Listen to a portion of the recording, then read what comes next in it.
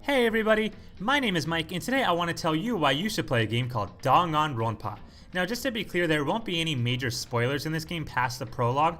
I will be talking about the prologue just to kind of give the general overview of the game, so if you are looking for a complete blind playthrough, probably wouldn't watch it, but just know I give the game 2 thumbs up. But to the rest of you, I won't be spoiling any major details. Trust me when I say this game has a lot of plot twists and crazy turns, so there's a ton of plot that I won't be talking about that you will love in this game. And the other thing I want to mention really quick too is that this game is a visual novel game. And so if you don't know what that is, it's essentially just a bunch of dialogue. So it's a lot of reading. So it's more like a video game book, right? That's the word novel is in there. So if you're not interested in visual novels, you probably won't like this game anyway. If you haven't tried one, I would still recommend it. Just don't go into this game thinking there's going to be a lot of action, because it's just dialogue. There are a couple of mini games you'll do during trials and stuff like that, but for the most part it's just reading. But that's the point. That's the genre of the game. So don't complain to me if you buy the game because it's just reading, because it's in the title of the genre, guys. So with all that said, you probably haven't heard of Danganronpa, so I'm super excited to tell you guys about it. For the most part, this game was really only on the PlayStation Vita. About last year, it came out on Steam, and now it's also currently available on PlayStation 4, which is good because I think those systems are a little more popular. I don't think I've ever met someone that actually owns a PlayStation Vita, which might explain why this series wasn't super popular for a while, but it's available on more formats now, so I definitely recommend trying it on those. The way I like to describe this game to people is it's essentially Phoenix Wright meets the weird, crazy side of Japan. So mix these two things together and you get Danganronpa, because the game is basically a murder mystery. And the way the story works is that 15 high school students essentially wake up randomly inside of a school building that has the windows are locked, all the doors to escape are hatched, and so as far as they can tell, there's no way to escape the building. And a little bear named Monokuma, who's one of my favorite video game characters of all time, essentially tells them if you want to escape, you have to kill one other person in the school and not get caught. And so if the person that decides to murder can get away without getting caught, they're allowed to leave the school and everyone else gets executed. However, if the class can work together and figure out who committed the murder, then the murderer will get executed and everyone else can keep on living in the school until the next person decides to murder. So as you can imagine, the game gets pretty dramatic and intense at times, and what's really cool is that none of the murders are simple. And this is what I really like about the game, is there'll never be a murder where someone just goes up and stabs someone and they die. Every murder has some insane plot twist or crazy development that you completely did not expect. Because the fun of this game isn't even necessarily trying to figure out who committed the murder, even though that is fun to do. The real fun is figuring out how they committed the murder.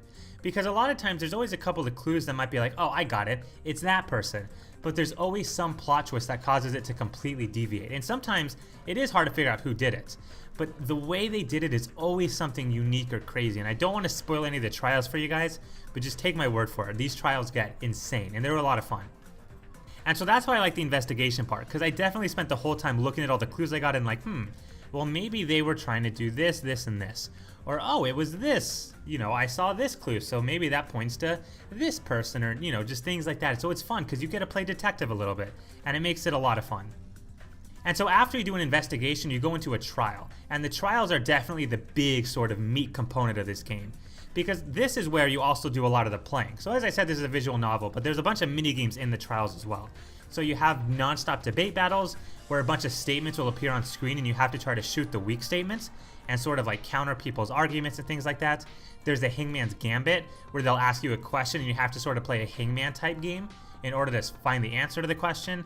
And then there's a whole bunch of other ones too. There's a little rhythm game in there as well. So there's a bunch of variety of minigames, and most of them work very well. There's a couple of minor translation problems because this game was first written in Japanese, but it's never been a problem. And even if it screws you over and you get a game over, you have to redo 30 seconds of gameplay. So the game is very lenient in that area as well. So during the trials, it's very, very nice. And like I said, the trials are super fun. They do take a long time. They're about an hour, but this is kind of a long game. So if you're interested in this, you're in it for the long haul. But they explain every detail of every murder.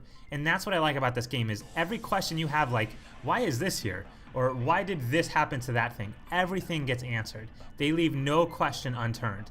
And any question at the end of the game that may be unanswered is answered in a sequel, because there's a second game in this series as well. So the game does a wonderful job of giving you a satisfying answer to the question. Anything you're confused about will be answered by the end. And so those are the two main components of the game, but on top of this game also spends a lot of time on character development. And this might be another turnoff for some people, but for me, this is one of the things that really made me love the game. Because between each trial, there's about 2 to 3 hours of sort of side plot. Because as I said, there's a bunch of high school students trapped in a school with no way out. None of them have any idea how they got there. And so as you can imagine, they spend a lot of time sort of searching the school for clues and things like that. So you have that whole side plot on top of the murder investigations. And then there's also little segments called free time, where you essentially just go around and talk into different characters, give them gifts, and hang out with them. And this is cool because they don't even really talk about the murders. When you do free time, they just talk about the type of person they are. Like Albie's one of the characters in the game, and one of her free times is just her talking about her love for donuts. Or you can talk to Sakura about how she used to train in martial arts and things like that. And a lot of people might see this just kind of as like useless exposition, but I think it's necessary because this makes it so you really get to know the characters better. So when you see a dead body somewhere, you're mortified because it could be one of your favorite characters, or maybe you're happy because one of your least favorite characters died. Or when you find out someone's the murderer, right, you actually figure out that it's them, you're kind of shocked because, wow, I didn't think that person would be a murderer based on what I learned about their personality. So there's all these sort of different aspects of the game, and I feel like it really makes it more intense because you grow to love the characters. And I think that's one of the main things I love about this game. And so like I said, it takes a while, and it's about 2 to 3 hours of just character development, but it's worth it, and it's funny. The trials are more intense, suspenseful, and a lot of them are sad. There were a couple of trials that did kind of make me tear up a little bit, so this game can get sad and depressing at times.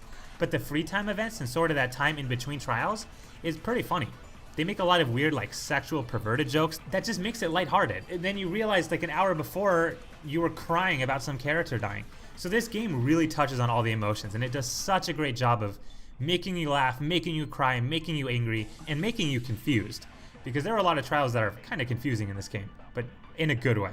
And the last thing I want to mention is that after you beat the game, there's also like a dating simulation mode where you just go on dates with characters and get to know them a lot better. So this game really emphasizes the character development side.